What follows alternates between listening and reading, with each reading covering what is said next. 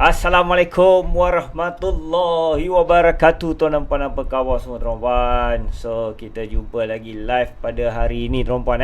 Jom, hari ini tuan-puan kita nak ceritakan tentang kenapa kita dah makan kan, tapi kita tetap rasa lapar, tuan-puan.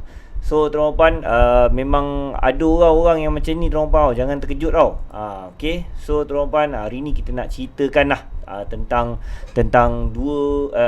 perkara ni Okey tuan-puan. So tuan-puan, dalam pengurusan makanan kita okey, katakan kita punya rasa lapar dan kenyang semua ni kan, dia berlaku dengan dua hormon ni. Okey, kebanyakannya dia akan berlaku dengan dua hormon ni, iaitu hormon yang pertama iaitu hormon leptin tuan-puan. Hormon leptin ni dia terhasil pada kita punya sel lemak tuan-puan. Okey.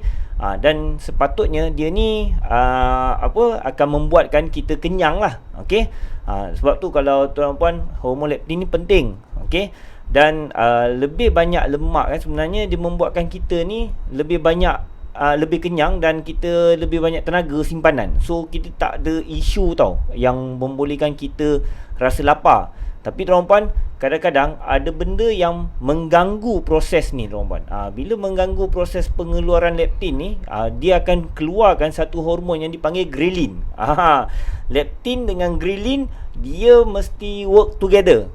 Okey, dia mesti orang kata bekerja sama. Kalau satu tinggi, satu mesti rendah. Kalau satu ni turun, dia naik turun macam tu lah. Okey.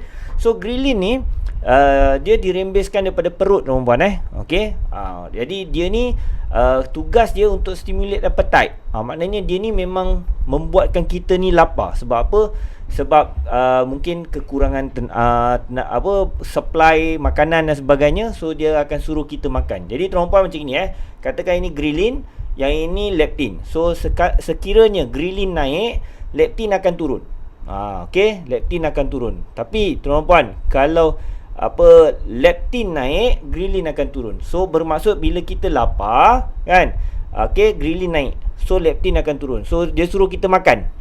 Okey, dia suruh kita makan. Jadi bila kita makan, ghrelin ni akan turun, leptin akan naik. So dia kerja bersama macam ni lah. Okey. So saya tak tunjuk yang slide kedua. Okey, jadi inilah hormon ghrelin. Ghrelin So ingat leptin adalah hormon yang membuatkan kita kenyang, dan ghrelin pula hormon yang membuatkan kita lapar. Okey tuan-puan. Jadi tuan-puan, kenapa kadang-kadang kita rasa lapar dan sebagainya kan? Ada banyak sebab tuan-puan Okey, jom kita tengok antara sebab-sebab je tuan-puan hari ni tak ramai orang. Hari ni semua baca Yasin agaknya. Okey. So saya nak ceritakan dengan tuan-puan 5 sebab kenapa kita walaupun dah lepas makan, kita tetap rasa lapar tuan-puan Okey. So yang pertama tuan-puan, makan sikit. Tuan dan puan, dalam diet tuan-puan, percayalah, bila you makan sikit tuan-puan, apa yang berlaku dekat dalam badan you akan kekurangan orang kata nutrisi tuan-puan. Okey. Kadang-kadang ada orang dia takut sangat nak makan. Bila dia takut nak makan, sebab tu dia akan rasa lapar. Sebab apa? Badan tak cukup supply. So ghrelin akan keluar minta supply. Dan ada macam-macam cara lagi lah. Okey. So you menahan lapar. Dan bila katakan seseorang tu berdiet. Okey, contoh dia berdiet. Okey. Dia ni dah memang kata orang tu berat 100. Kalau berat 100 perempuan, you tak boleh cut terus sehingga ke 1200 atau below than 1000. Okey, tu yang menjadi you kurus kejap, lepas tu you rebound balik. Tu yang bahayanya perempuan Jadi perempuan, so bila kita makan sikit ni, kadang-kadang kita makan sikit ni tak cukup nutrisi. Apa antara nutrisi yang tak cukup? Antaranya kita kurang ambil protein perempuan. Bila protein kurang dan kita ambil karbo lebih dan sebagainya, ini benda yang membuatkan kita selalu lapar lagi. Faham Jadi itu sebab kalau kita katakan orang kata KKM menyarankan kita mengambil makanan ikut pinggan suku-suku separuh tuan-puan. Jadi suku-suku separuh tu mesti kena ada protein. Cuba you all check balik protein yang you ambil dalam sehari. Sebab tu tuan-puan, dalam program saya Workout From Home, saya memang selalu suruh peserta saya makan dengan cukup tuan-puan. Jadi sesiapa yang berminat tuan-puan, ni last batch kita nak buat. Okay, siapa yang berminat untuk join program Workout From Home 6.0, okay, jadi tuan-tuan boleh klik lah dekat link. Saya dah share dekat situ sebab ini adalah program batch yang terakhir tuan-tuan. Selepas ni insyaAllah kita dah tak buat lagi dah program ni. Okay, so sebab tu kita suruh klien-klien semua makan. Okay, sebab apa? Sebab kita nak cukupkan nutrisi kat dalam badan dia tuan-tuan. Jadi bila dia cukup nutrisi, rasa lapar dia tu akan berkurangan. Tuan-tuan, saya nak share lah beberapa cerita antara perkara-perkara yang kita pernah buat bila kita suruh mereka makan dengan cukup tuan-tuan. Mereka ni ada kurang rasa craving untuk makan lain. Sebab tu lah tuan-tuan, benda ni bukannya dibuat suka-suka, dan diet bukannya perlu berlapar. Okay, dia perlu strategi sahaja. Okay, boleh Jadi tuan-tuan, tu yang pertama tuan-tuan. Yang kedua, tak cukup tidur tuan-tuan. Tuan-tuan, bila you tak cukup tidur ada banyak akan berlaku komplikasi sama ada hormon ghrelin ni akan keluar tau. Okey, dan dia akan membuatkan kita lapar. Dan kadang-kadang bila kita sedar contoh kalau you all buat kerja tengah malam sampai pukul 2, 3, 4 pagi kan, saya confirm tuan-tuan, you mesti akan ada makan kerepek ke, makan biskut ke, makan apa-apa. Betul kan? Kalau tengok cerita Korea kan, mestilah nanti sekejap lagi nak makan Maggi lah. So kita pun pergi tengok cerita Korea tu sambil kita makan Maggi dan sebagainya. So maksudnya kalau kita tak tidur tuan-tuan, ada potensi, ada possibility untuk kita makan di tengah malam. Itu satu hal tuan-tuan. Dan ada beberapa kajian menyatakan apabila kita kurang tidur tuan-tuan, di sebelah pagi dan sebelah pagi dan petangnya lah, akan pengeluaran hormon ghrelin ni akan menjadi lebih tinggi dan dia membuatkan kita lapar. So itulah antara sebabnya. Jadi tuan-tuan, you mesti kena jaga you punya tidur. Okey. So tuan-tuan, saya nak greet kawan-kawan ni. Okey, Puan Haslinda, apa khabar Puan Haslinda? Puan Zuk tak ada hari ni. Lina, apa khabar? Alright, saya selalu grilling coach. Sebab apa? Sebab ada sebab, nanti saya ceritakan. Benda ni dia bukannya pasal apa, dia pasal proses fisiologi tubuh badan juga. Salah satunya lah Alright.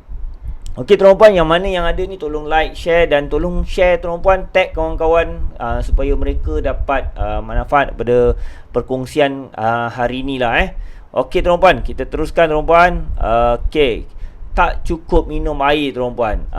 So bila kita tak cukup minum air tuan-puan, inilah perkara-perkara yang akan membuatkan kita mungkin akan jadi lapar. Okey, saya nak bagi contoh tuan-puan. Kadang-kadang tuan-puan kita ni bukannya pasal makan ni bukan pasal lapar tau. Kadang-kadang otak kita ni trigger yang kita ni haus kan. Berkemungkinan sehari ni kita tak minum kan. Jadi dia trigger haus, tapi otak kita ni dia salah tafsir. Dan dia ingat yang kita ni perlu makanan, dan kita pun makan. Sebab tu kalau you rasa lapar tuan-puan dan patutnya bukan waktu makan kan, so you try minum air dulu. Minum air masak. Okey, jangan minum air teh adani. Minum air masak. Okey, minum air masak, then you relax sekejap, you tengok adakah lapar ataupun tidak. Okey, dan bila you rajin minum air, yang pertamanya, yang keduanya, kesan dia tuan-puan, dia akan membuatkan perut you ada sedikit penuh lah. Dan nafsu makan you akan terkawal. Okey, sebab tu tuan-puan, dalam pengurusan berat badan, kalau orang yang nak kurus ni, ada orang cakap kena minum air. Sebab salah satunya kita nak suppress, kita nak kurangkan appetite kita, supaya kita punya perut tu ada sedikit penuh lah. Dan kalau kita nak masuk makanan, dia dah jadi macam dah orang kata, kalau katalah minum air tu dah separuh, so dah boleh masuk separuh je, ataupun kita tak boleh nak masuk sampai penuh. Right, tu yang pentingnya kita minum air, tuan puan. Jadi ini adalah salah satu tips. Okey, kalau kita rasa lapar, tuan puan, you kena fikir juga, okey, benda ni bukannya berlaku disebabkan oleh you nak makan, okey, tapi dia berlaku disebabkan mungkin you haus. Right. Okey, tuan puan. Mulut kesunyian, simptom asyik nak mengunyah je. Ui, ini bahasa Jepun. Kuchi sabishi. Patutlah selalu makan makanan Jepun. Okey. Alright, tuan puan. Okey, jom kita seterusnya. Ke seterusnya, tuan puan. Makan laju, tuan puan. Ini, tuan dan puan, saya nak share satu pengalaman saya, tuan puan. Saya masa dahulu kan, bila masa zaman-zaman ada gym buka tu, saya duduk dekat gym dengan kawan saya lah. Okey, kita jaga gym tu. Jadi tuan puan, masa tu bulan puasa, jadi kami makan bersama, buka bersama. Saya memang style buka puasa, satu menu je yang saya ada. Kalau kata saya makan nasi ambang, saya makan nasi ambang je. Nasi lemak ya. Tak adalah ada kuih ke apa. Saya tak ambil benda-benda macam tu, sebab saya dah macam, yelah, kita dah berumur, tak adalah excited sangat nak makan banyak-banyak. Okey. Jadi kawan saya ni, dia kalau makan, dia akan belilah, adalah sedikit macam-macam kuih dan sebagainya kan. So tuan puan, saya makan, katakan dia beli, kadang-kadang kita beli sama-sama. So katakan saya makan nasi lemak, tuan puan, saya punya baru suku, tuan puan, dia dah habis. Saya punya baru suku, dia dah habis makan dah. Lepas tu dia cakap, bang, lapar bang, ada makanan lagi tak? So apa nak cakap, otak kita ni kan, dia perlukan lebih kurang 20 minit untuk taksirkan ghrelin ni tau. Okey, ghrelin ni akan keluar lebih kurang dalam 20 minit. Leptin ni akan keluar lebih kurang 20 minit. So jadi dia takes time, bukan you makan dia terus. Sebab tu kalau you tengok orang makan yang macam, kalau kita pergi makan dekat dengan VVIP kan, perasan tak? Dia orang makan gelojo ke dia orang makan slow-slow? Kan? Sebenarnya makan macam tu pun dah kenyang, tuan puan. Okey, cuma kita je lah jarang duduk kat meja VIP kan. Jadi kita rasa semua nak makan. Tapi tak, tuan puan. Dia orang tu dah biasa dan dia orang akan makan perlahan-lahan. Makan satu relax kan. Jadi mereka akan dapat signal daripada leptin yang menyatakan mereka ni akan kenyang. Sebab tu, tuan puan, ini tips lah. Jangan makan laju-laju, tuan puan. Okey, kita perlukan 20 saat untuk menaksir makanan tu supaya kita ada kita akan rasa kenyang. So tuan puan, itu tips lah yang saya nak share. Dan tu pun pengalaman saya juga. Bila saya belajar dulu kan, bila saya perasan, rupanya betul apa yang berlaku kan. Bila you makan, you tak percaya, lepas ni you makan laju, lepas tu dah habis makanan, you duduk jap kan. Makan jangan sampai 10 minit, 5 minit je. Jadi bila makan dalam 5 minit je, lepas tu you akan mengagau nak makan lagi, nak makan keripik, nak makan coklat lah, nak makan apa orang kata, manisan dan sebagainya. Benda-benda ni lah. Alright. Okey, tuan puan. Okey, so kalau ada soalan boleh tanya je, nanti saya akan baca, tuan puan. Okey, tuan puan, last kali, tuan puan. Jadi tuan puan, yang ini paling penting, tuan puan, stres. Tuan puan, hidup kita memang tak lari daripada stres, terutama lagi lockdown ni. Kan sekarang dah buat fasa pemulihan lah, apalah, saya pun dah malas nak ambil tahu dah, tuan puan. Kepala otak ni pun memang sebenarnya stres. Okey, tapi tuan puan, sebenarnya jangan salahkan stres. Stres ni bagus, tuan puan. Okey, stres ni dia berlaku apabila kita punya badan ni sama ada kita punya kalori tu rendah ataupun badan kita perlukan tenaga tau. Okey. Jadi bila kita stres atau kalori kita rendah, badan akan perlukan tenaga, okey, ataupun blood sugar, tuan puan. Okey. Jadi dia akan hantar mesej kat otak kita dan suruh adrenal akan hantar mesej kat otak kita supaya keluarkan satu hormon yang bernama kortisol, tuan puan. Kortisol biasa dengar kan, kalau kita cakap pasal stres, hormon kortisol ni dia sangat famous. Jadi bila kortisol dikeluarkan, tuan puan, tujuan untuk dikeluarkan adalah untuk mendapatkan blood sugar, tuan puan. Contoh macam ni, tuan puan. you jalan-jalan you jumpa buaya, kalau you jumpa buaya darat, memang you tak kisah sangat kan. Tapi kalau you jumpa buaya yang betul kan, buaya alligator kan, tapi buaya pun bukanlah kisah sangat. Kita cakap anjing lah tuan-puan, anjing lah, realitinya anjing yang paling mudah kita jumpa kan. So you akan ada dua tindakan tuan-puan, you fight or flight. Okay, masa tu akan ada satu rembesan keluar kat dalam hormon kita. Okay, kita punya adrenaline akan keluar, adrenaline rush. Lepas tu dia akan supply darah, mata kita akan awas, jantung kita akan laju supaya dia dapat supply ke seluruh badan. Jadi kita akan bertindak tuan-puan, sama ada kita nak lawan dengan anjing tu atau kita nak lari daripada anjing tu. Tu sebab tuan-puan, bila you dalam keadaan macam tu tuan-puan, kadang-kadang you macam pernah dengar cerita kan, ada orang melompat tembok 2 meter, ada orang melompat longkang yang besar tiba-tiba, padahal hari-hari biasa tak, tapi pasal adrenaline rush pada ketika itu mereka boleh buat. Tapi tuan-puan, benda ni bagus tau. Sebab apa? Dia protect diri kita. Okay, tapi yang jadi tak bagusnya, kortisol ni dia sentiasa keluar. Bila dia sentiasa keluar tuan-puan, itu yang you akan makan. Okay, contoh bila you dah habis lawan dengan anjing atau you lari daripada anjing tu, okay, you mesti akan kelaparan sebab you nak replace balik tenaga yang you dah keluar tadi. Faham kan?